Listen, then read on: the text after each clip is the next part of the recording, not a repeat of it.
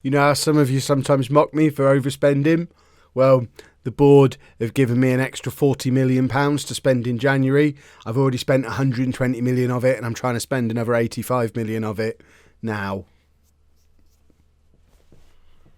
At least we're getting keto.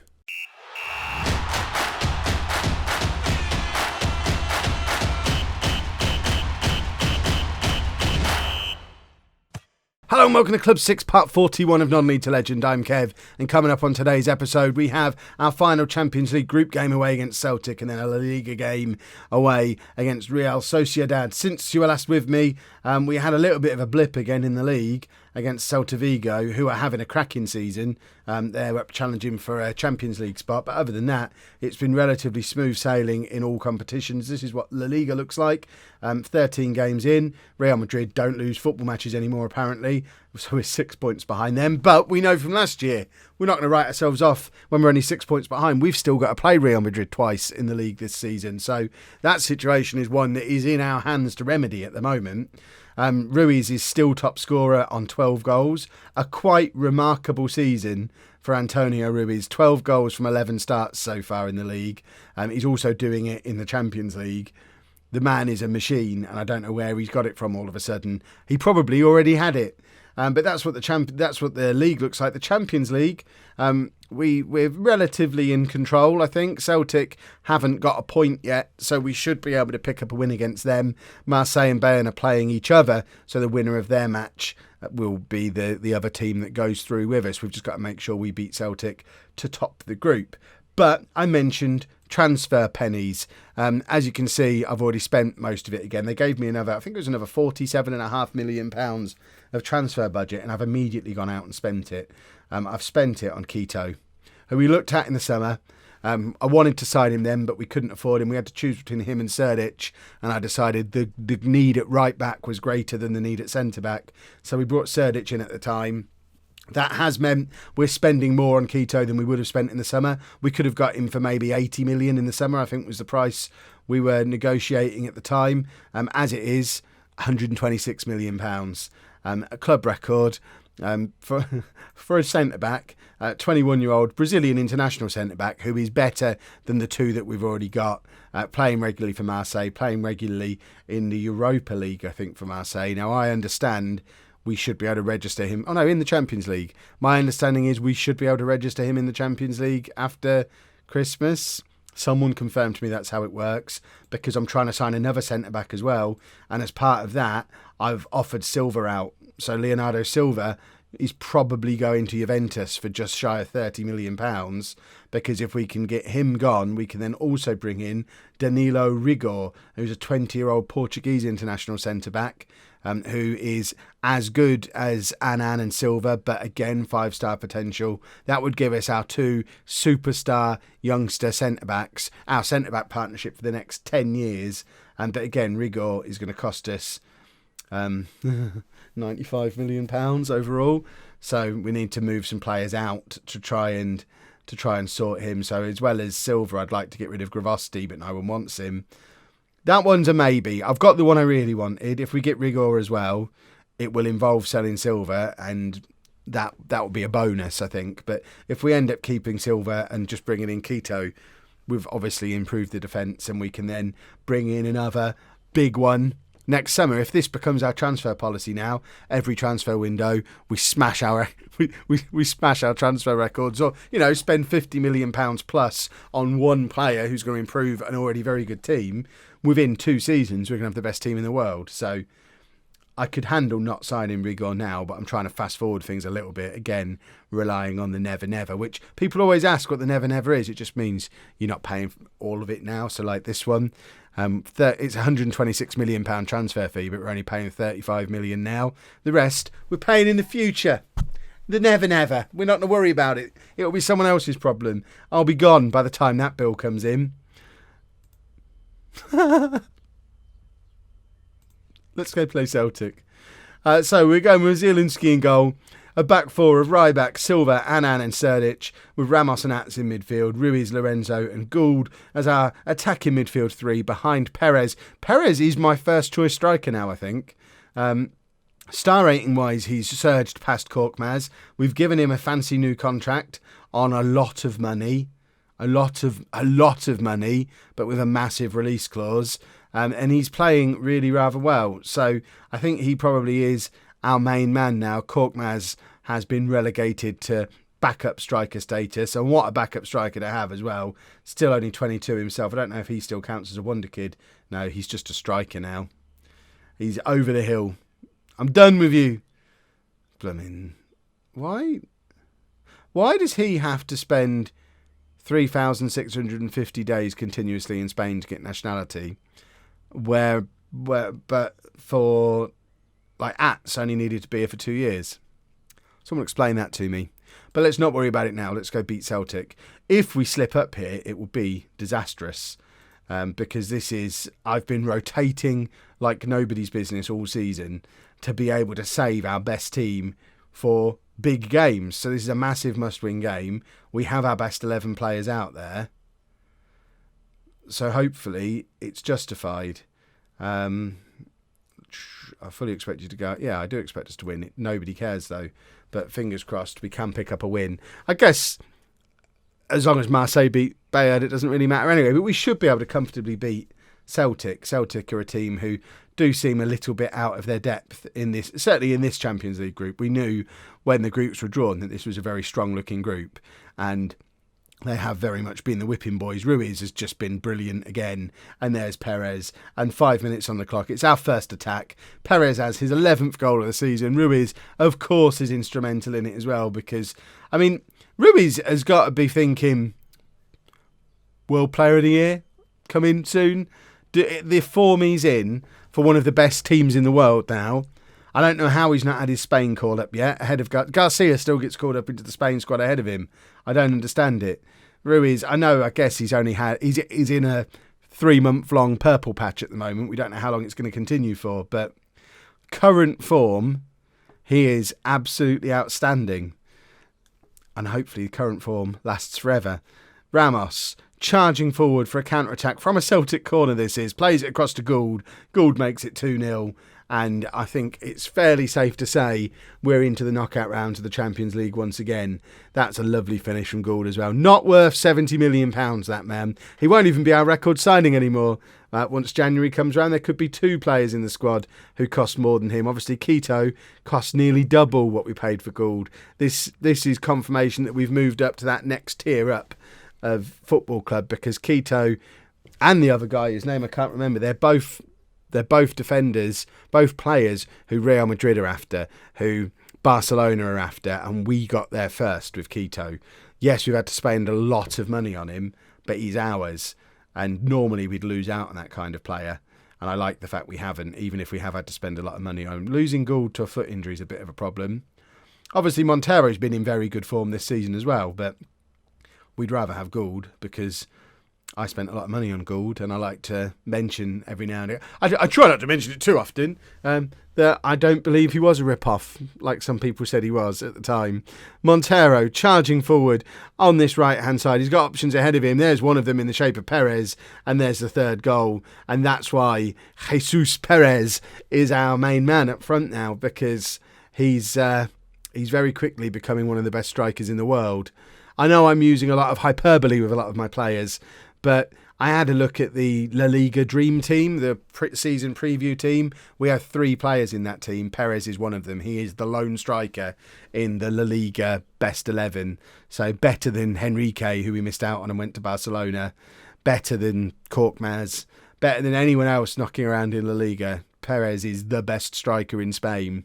So if he's the best striker in Spain, that tells me he's one of the best in the world. Zielinski, obviously the keeper in that team. Ats in midfield for that team as well. And Serdic, I believe, is the right back for that team. And hopefully Quito will make it 5 Sevilla players in the La Liga team. Perez has got a first half hat-trick. I don't think he needs to play the second half. In the interests of rotation, we can probably bring Korkmaz on at half-time. Perez has got his hat-trick. There's no reason to keep him on unless we want to let him see how many he can score. But I think 5-0 up at half-time, job done probably. Let's rest some players. Serdic is... I'd like to be able to just bring all my substitutes on. I think I will leave Perez on for 50 minutes. I forgot Gould had gone off injured.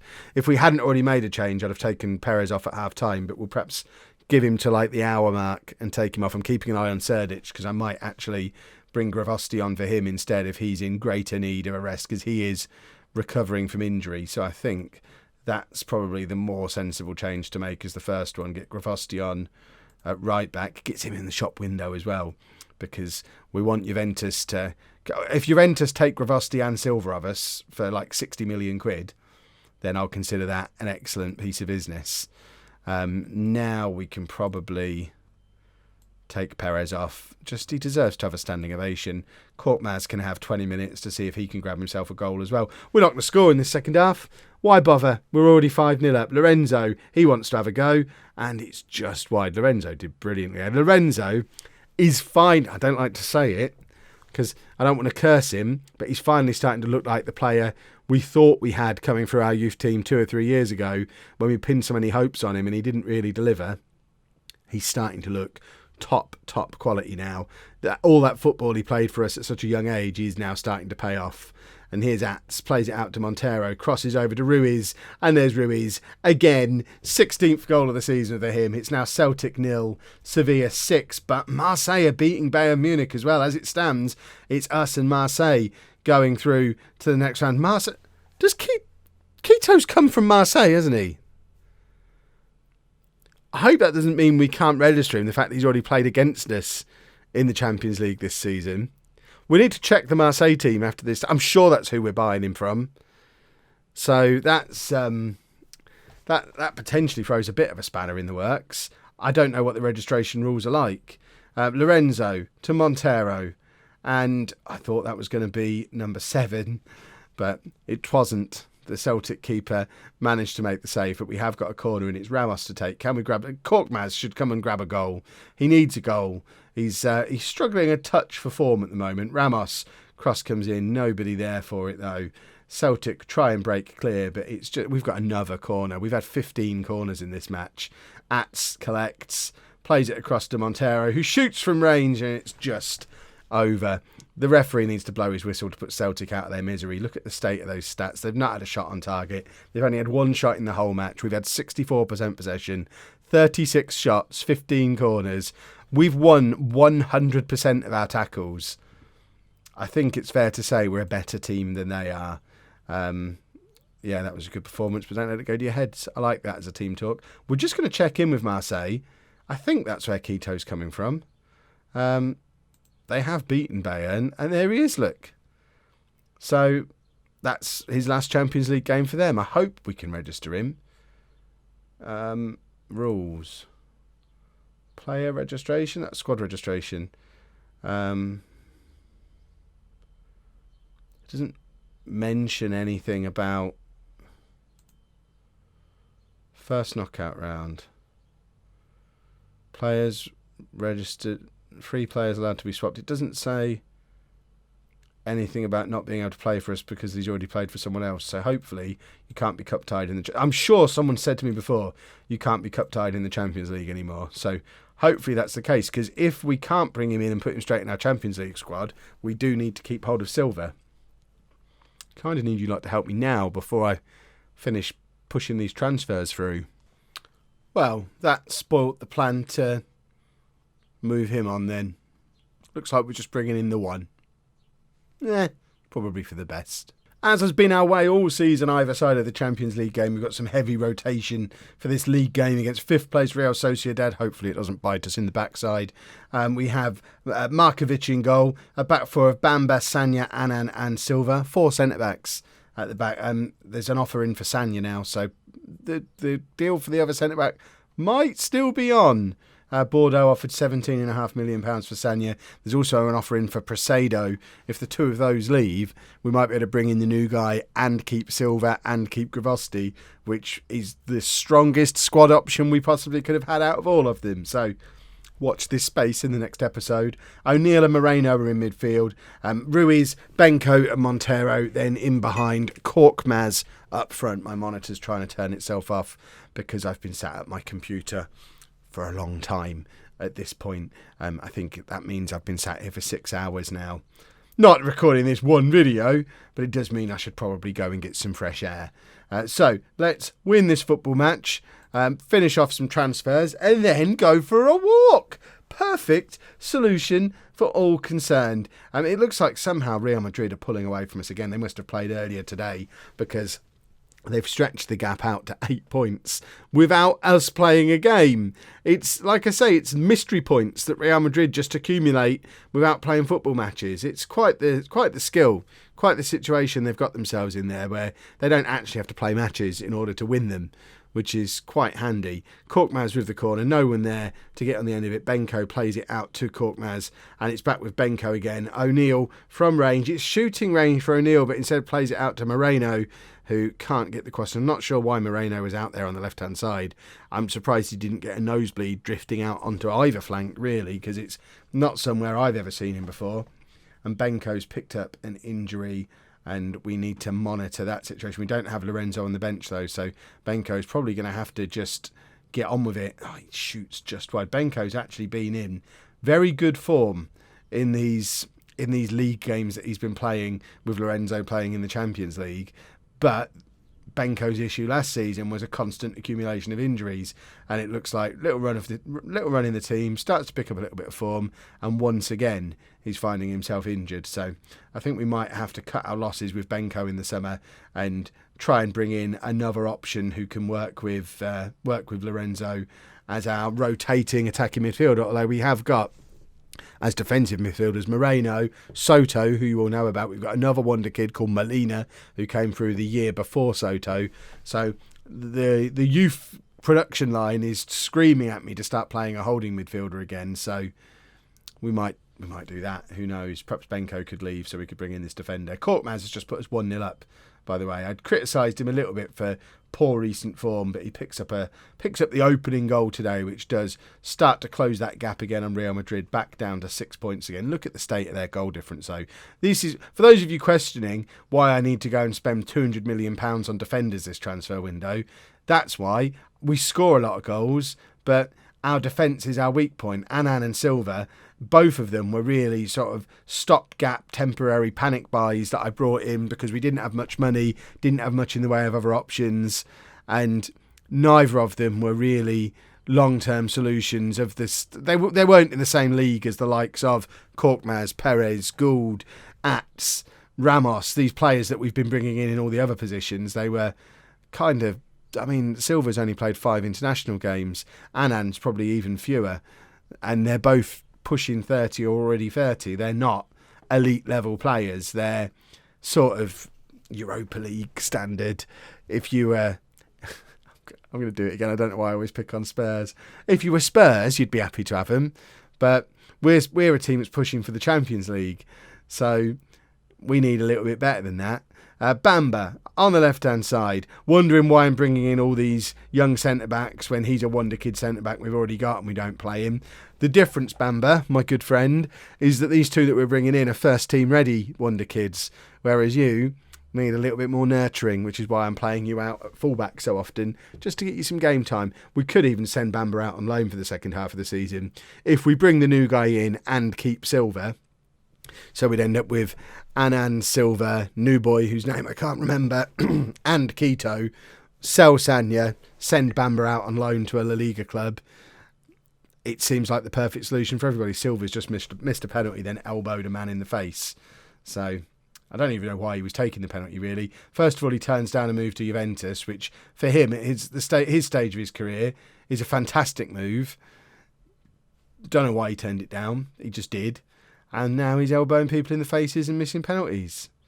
Seems like the man just wants to upset me. Benko with a lovely ball over the top for Korkmaz, and that felt a little bit red cardy, but apparently it was only a yellow card. And we build again from the back with Sanya. Probably the last time you'll see him anywhere near the ball. It's a little bit of a shame that we're moving him on. He is one who's come through our youth team, but he's another one who's just not quite at that elite level that we're looking for now in our players. We want elite world-class players in every position. That's what Real Madrid have got, and that's what we need to really be able to compete with them on a regular basis. Right, don't get complacent is the obvious team talk here. We should probably take off Benko, actually. We don't have an attacking midfielder to bring on, but if we switch to that system, stick Moreno back there, and then we can bring Ats on for the second half and just save Benko's poorly legs. There he is, look. Poorly legs. Off he comes. It's a nice substitution to be able to make. Player who's in form comes off. World-class player comes on. I mean, you could argue maybe Abraham is your exception, but everyone else on that bench is a world-class player. I'm really enjoying life at Sevilla. I can't believe I've announced this is my last season here. I might just ignore my own announcement and stay for 5 years and just win the Champions League multiple times, because I am loving life at Sevilla. And Korkmaz has just got his 7th goal of the season to put us 2-0 up.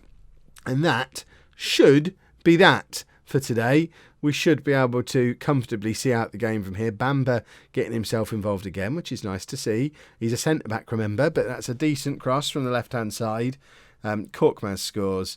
We probably need to take the vice-captaincy off Korkmaz if he's not going to be a regular starter for us anymore, because we can't have a man wearing the captain's armband who doesn't play often enough. This isn't home with Mick Powell still as captain of the club.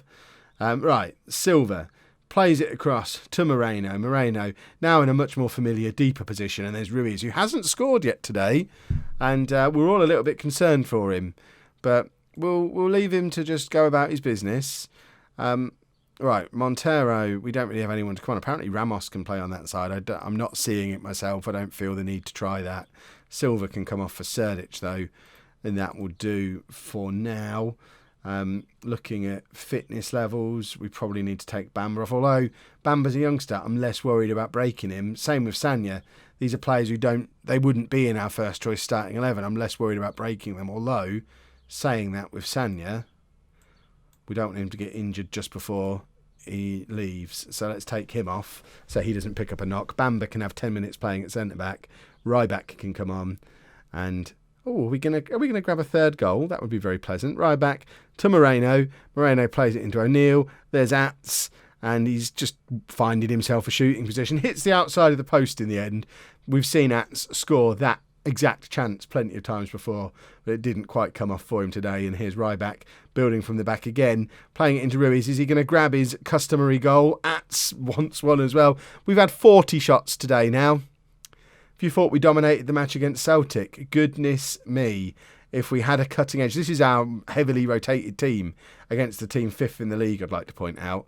We're already a very good side, and we're only going to get better with these transfers that are going to go through in January. Oh, I'm excited. Ats again, peppering the goal from range, but probably needs to just let someone else have a go. Ryback with a free kick from range. Hits the post. There's Korkmaz, and that's his hat-trick, I think. It is his hat-trick. Couldn't happen to a nicer chap. Sevilla 3, Real Sociedad 0, and that, I think we'll all agree, has been quite a dominant episode. We've just done that to 2 decent standard teams, plus spent a lot of money, more money to be spent.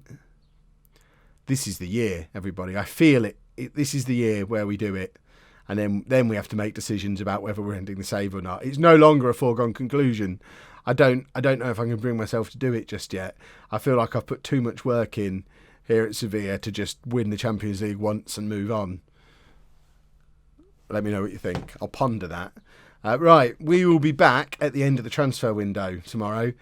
So we'll get all these games out of the way, try and get ourselves knocked out of the Copa del Rey, but that's easier said than done. So we'll come back. Actually, we can't come back at the end of the transfer window. I've got to show you Real Madrid, haven't I? So Real and Atletico back-to-back, and then Barcelona. That's a bit of a season-defining period. While we've got transfers going on, we could potentially be playing Real Madrid with a new centre-back partnership. We'll see how that goes tomorrow. If you've enjoyed that, please make sure you leave a nice big thumbs up on there for me. Subscribe to the channel for daily Football Manager videos. And thank you very much for watching.